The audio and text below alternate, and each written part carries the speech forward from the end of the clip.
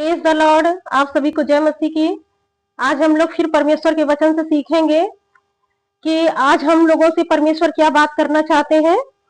आज हम लोग देखेंगे, जैसा कि हम लोगों ने पहले देख लिया, इसके पहले वीडियो में हम लोगों ने देखा कि हमारी प्रार्थना क्यों नहीं सुनी जाती है, किस कारण से। क्योंकि जब हम वो चीजें मांगते हैं जो परमेश्वर ने ऑलरेडी पहले से ही दे दी है, तो फिर वो हम कितना भी प्रार्थना करें उसका उत्तर नहीं आता है। हम जैसे कि पहले वीडियो में देख चुके हैं कि दो प्रकार की दुनिया है, एक आत्मिक दुनिया और एक शारीरिक दुनिया। और जितनी भी आशीषें हैं वो सब आत्मिक दुनिया में हमारे लिए रखी हुई हैं। अब उस आत्मिक दुनिया की आशीषें हमें इस शारीरिक दुनिया में कैसे लेकर आना है, आज हम उसको सीखेंगे। तो हम क्या देखेंगे, पहले परमेश्वर के वचन से देखेंगे कि हम अपनी आशीषों को इस शारीरिक दुनिया में कैसे लेकर आएंगे। जो भर भर के आत्मिक आशीषें हमारे खत्तों में भरी हुई हैं, आत्मिक खत्ते में भरी हुई हैं, उनको हम कैसे इस शारीरिक दुनिया में लेकर के आएंगे। पहली बात जब हम आत्मिक दुनिया से शारीरिक दुनिया में आशीषें लेकर आना चाहते हैं, तो उसके लिए पहले हमें परमेश्वर के आज्ञाओं को मानना पड़ेगा। परमेश्वर ने जो वचन कहे हैं उसको पहले मानना पड़ेगा। जैसा कि लिखा हुआ है यहोशू 1:7 में लिखा हुआ है, 1:7 में लिखा है, इतना हो कि तू हियाव बांध कर और बहुत दृढ़ होकर जो व्यवस्था मेरे दास मूसा ने तुझे दी है उन सब के अनुसार करने में चौकसी करना, और उससे ना तो तू दाहिने मुड़ना और न बाएं, तब जहां जहां तू जाएगा वहां वहां तेरा काम सफल होगा। देखिए यहाँ पर परमेश्वर का वचन बता रहा है कि 7 में लिखा है कि हियाव बांध और दृढ़ हो जा। इसका मतलब क्या है, अगर आप अपनी आशीषें आत्मिक दुनिया से इस दुनिया में लाना चाहते हैं तो क्या करना है, आपको ये प्रण कर लेना है कि हमको ले करके ही आना है वो आशीषें जो परमेश्वर ने हमको दे दी है। तो इसीलिए प्रभु का वचन कह रहा कि पहली बात तो हमको हियाव बांधना है, कि हम इतना विश्वास होना चाहिए कि हम वो जो आशीषें परमेश्वर ने हमको दे दी है हम इस शारीरिक दुनिया में ले आएंगे वचन के द्वारा। तो इतना विश्वास हमको होना चाहिए। और हमें वचन क्या करा, दृढ़ हो जा। क्योंकि जब तक आप मजबूत नहीं होंगे, दृढ़ नहीं होंगे किसी चीज में, तब तक आप उन चीजों को लेकर नहीं आ पाएंगे।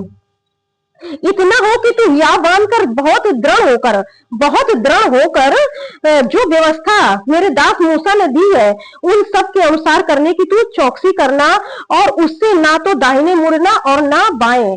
आपको इधर उधर नहीं देखना है कि इधर क्या हो रहा है, यहाँ क्या हो रहा है, वहां क्या हो रहा है। जो परमेश्वर ने लिख दिया है बस उसी पर विश्वास करना है। ये वचन आज भी पूरे होते हैं। बहुत सारे लोग सोचते हैं कि बस लिखा है लेकिन पूरा नहीं होता है। वो कहते हैं कि वो प्रार्थना भी करते हैं और आराधना के लिए भी जाते हैं और उपवास भी रखते हैं, लेकिन वो करते हैं, लेकिन ये नहीं विश्वास कर पाते हैं कि जो लिखा हुआ है ये पूरा होगा मेरे जीवन में। तो इसी कारण उनकी जिंदगी में पूरा नहीं हो पाता है। यहाँ पर जैसे लिखा हुआ है, एक आदमी व्यवस्था की यह पुस्तक तेरे चित्त से कभी ना उतरने पाए, इसी में दिन रात ध्यान दिए रहना। अब हमको क्या करना है, इस व्यवस्था को, जो इस वचन को जो परमेश्वर ने दिया है, हमें दिन रात इस पर ध्यान देना है कि हम कोई गलत काम ना करें। जो परमेश्वर ने मना किया है, जो आज्ञाएं दी है, उनके अनुसार हमको अपना जीवन बिताना है। अगर उनके अनुसार नहीं बिताएंगे तो हम परमेश्वर से कुछ भी प्राप्त नहीं कर पाएंगे। लिखा हुआ है ना, दिन रात इसी पर ध्यान देना, इसलिए कि जो कुछ इसमें लिखा है उसके अनुसार करने की तू चौकसी करे। ऐसा ही करने से तेरे सब काम सफल होंगे और तू प्रभावशाली होगा। जब ऐसा ही करेगा तब तेरे काम सफल होंगे और तू प्रभावशाली होगा। ये यहोशू है जो मूसा को देखता था, मूसा के साथ साथ चलता था और वो तैयार था, परमेश्वर की आज्ञाओं को मानता था। तो इसलिए परमेश्वर ने उसको चुना, क्योंकि परमेश्वर मन देखता है कि आपका मन कैसा है। तो इसीलिए वो यहोशू के हृदय को जानता था, इसीलिए परमेश्वर ने उसको चुना, क्योंकि जो इसके उसके हृदय की जो भूमि थी ना वो उपजाऊ थी। बहुत सारे लोग ऐसे हैं जिनकी जो हृदय की भूमि है उपजाऊ नहीं है, वो बंजर है, उसमें कुछ भी डालेंगे वो उगेगा नहीं। तो इसलिए परमेश्वर का ये वचन बताता है कि हमको क्या करना है, हमको जो है बंजर भूमि नहीं बनना है, उपजाऊ भूमि बनना है जिसमें कि फसल आए। तो जैसे कि यहाँ पर परमेश्वर का वचन बताया, अब हम देखेंगे कि हमें परमेश्वर के वचन पर विश्वास करना है। जब तक आप परमेश्वर के वचन पर विश्वास नहीं करेंगे तब तक आप आगे नहीं बढ़ पाएंगे, क्योंकि ये सारा वचन जो परमेश्वर का ये विश्वास पर ही कार्य करता है। अगर आपकी जिंदगी में विश्वास नहीं है तो आप उस कार्य को पूरा नहीं कर पाएंगे। जो आप चाहते हैं आशीष स्वर्ग की, वो इस पृथ्वी पर नहीं आ पाएंगे। तो इसके लिए आपको विश्वास करना पड़ेगा, और बिना विश्वास के आप कुछ भी नहीं कर पाएंगे। हमने दो बातें देख ली कि क्या करना है, हमें परमेश्वर के वचन पर विश्वास करना है, और तीसरी बात क्या है, आपको पाप से बचे रहना है, पाप से बचना है। अगर जिंदगी में अगर पाप है तो वो आत्मिक आशीषें कभी शारीरिक दुनिया में नहीं आएंगी, क्योंकि आप पाप कर रहे हैं, इस कारण वो आशीषें शैतान रोक देगा। तो अगर पाप जिंदगी में होता भी है तो उसे छोड़ देना है, क्योंकि परमेश्वर हमारे पापों को लेकर के नहीं चलते हैं कि अरे तुमने पाप किया तुमको माफी नहीं देंगे, ऐसा नहीं। अगर पाप होता है तो परमेश्वर कहता है जो छोड़ देता है उस पर दया की जाएगी। तो परमेश्वर हमें माफ कर देते हैं। उन्होंने हमारे लिए जो हमने पाप किए, वर्तमान काल में जो भी पाप किए, भविष्य में जो भी करेंगे, और जो बीते समय में हमने किया, सारे पापों के लिए प्रभु यीशु मसीह ने हमें क्षमा दे दी है। ऐसा नहीं कि जो पाप हम भविष्य में करेंगे तो फिर आएगा यीशु मसीह और फिर हमारे लिए मार खाएगा, ऐसा नहीं। तो इसीलिए यहाँ पर वचन बताता है कि जो अगर हम पाप में फंसे हैं तो उसको छोड़ देना है। अगर आशीष देखना चाहते हैं तो ऐसा आपको करना है, क्योंकि अगर पाप रहेगा तो फिर वो स्वर्गीय भंडार के जो खत्ते हैं हमारे यहाँ पर ट्रांसफर नहीं हो पाएगा, और आशीष से वंचित रह जाएंगे, क्योंकि पाप ही है जो आशीष को रोक देता है। फिर हम देखेंगे चौथा वचन परमेश्वर का, हमको क्या करना है, परमेश्वर के वचन को पढ़ना है और उस पर मनन करना है, पढ़ना है और उस पर मनन करना है और उसे अपनी जिंदगी में लागू करना है। हम अपनी आशीष से कब देखते हैं, भले ही हम प्रार्थना करें, आराधना करें, सब कुछ करें, लेकिन अगर वचन को न माने तो फिर हमारी जिंदगी सफल नहीं होगी, प्रभावशाली नहीं होगी। तो हमें क्या करना है, सबसे पहली बात, हम वचन को पढ़ते हैं तो उसको क्या करना है, मनन करना है, और वो चीजें हमारे अंदर आने लगे। जब परमेश्वर की वचन हमारे हृदय में आते जाते हैं तभी हमारी भूमि उपजाऊ बनती है। और जब हम कान से सुनते हैं, हृदय में वचन उतरते नहीं है ना, तो हमारी भूमि बंजर बनी रहती है, उसमें कभी फसल नहीं आएगी। लेकिन अगर हम अपने टूटे और पीसे मन से परमेश्वर के सामने आते हैं और उसके वचन को सुनते हैं और उसको अपने हृदय में उतारते हैं तो वो उपजाऊ भूमि बन जाती है, और एक ना एक दिन आपकी जिंदगी में फसल जरूर आएगी। जब आप परमेश्वर की आज्ञाओं को मानेंगे तो देखेंगे कुछ ही दिनों के बाद आपको ऐसा लगेगा कि सब कुछ अच्छा होने लगा है, आपको अच्छा लगने लगेगा, आपके अंदर पवित्र आत्मा कार्य करने लगेगा। क्योंकि जब आप परमेश्वर के वचन का आदर करेंगे और परमेश्वर के वचन को अपने हृदय में रखेंगे और उसके वचन को दिन रात मनन करेंगे तो आप प्रभावशाली हो जाएंगे। जैसे कि बहुत सारे लोग काम भी करते हैं तो वो सोचते हैं कि हम दिन रात तो मनन नहीं कर पाएंगे, क्योंकि हमको नौकरी भी करना है, अपना परिवार भी चलाना है। तो ऐसे ठीक है, ये सब ठीक है, लेकिन आप परमेश्वर को कुछ समय तो दे सकते हैं, सुबह दे सकते हैं, दोपहर दे सकते हैं, शाम दे सकते हैं। देखिए, जितना भी आपको समय मिले आप उतना परमेश्वर को दीजिए। तो परमेश्वर भी आपको जानते हैं। प्रभु का वचन कहता है, मैं जानता हूं कि तुम्हारी आवश्यकताएं हैं, है ना। तो परमेश्वर जानते हैं। आप जब उन कामों को करके आके परमेश्वर को समय देते तो परमेश्वर इससे प्रसन्न होते हैं कि आप उस काम को भी कर रहे हैं और परमेश्वर के वचन पर विश्वास कर रहे हैं, और वो परमेश्वर के वचन पर आप चल रहे हैं तो आपके लिए मार्ग खुलेगा। और जब तक आप परमेश्वर के वचन को अपनी जिंदगी में नहीं रखेंगे ना, तो आपको वो आत्मिक आशीष पृथ्वी पर मिलेंगे ही नहीं। जैसे कि हम एक उदाहरण देखते हैं कि एक व्यक्ति है और वो कहाँ जा रहा है, वो अमेरिका जा रहा है। और अमेरिका जाने से पहले उसने 8-10 लाख रुपया लिया और गया वहां अमेरिका में, और उसने शॉपिंग किया। और शॉपिंग करने के बाद वो क्या हुआ कि वहां जो दुकानदार था, तो उसको क्या हुआ कि वो उसको रुपए देने लगा, जो 8-10 लाख रुपए लेके गया था उसमें से वो देने लगा।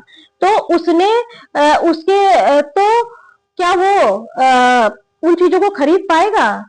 नहीं खरीद पाएगा, क्योंकि वहां पर रुपया नहीं चलता है, वहां पर डॉलर चलता है। तो जब डॉलर चलता है तो वो जब रुपए लेकर वहां दे रहा है, तो उससे वो उसके लिए कागज के समान है।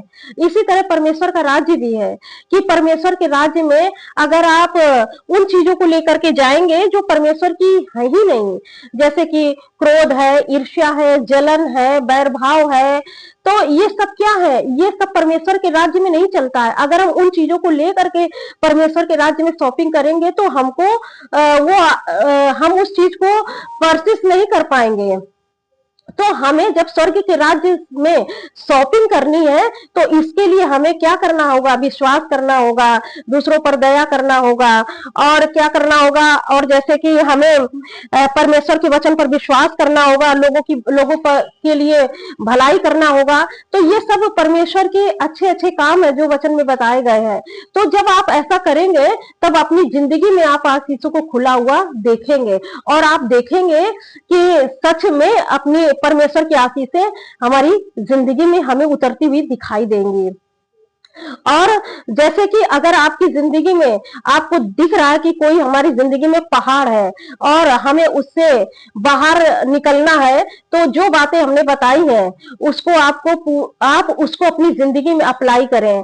पहले जैसा कि हमने बता दिया है कि आपको परमेश्वर का वचन पढ़ना है और उस पर मनन करना है, क्योंकि ऐसा ही करने से आपके सब काम सफल होंगे। अगर आप परमेश्वर के वचन का आदर नहीं करेंगे, उसके वचन को नहीं मानेंगे, तो फिर कोई भी ब्लेसिंग हमें स्वर्ग से मिल ही नहीं सकती है। उसके वचन का हमें आदर करना है। दूसरी बात क्या करना? हमें परमेश्वर की आज्ञा को मानना है। और तीसरी बात, हमको परमेश्वर के वचन पर विश्वास करना है। जब तक आपकी जिंदगी में विश्वास नहीं होगा, तब तक आपकी जिंदगी में कार्य नहीं होगा।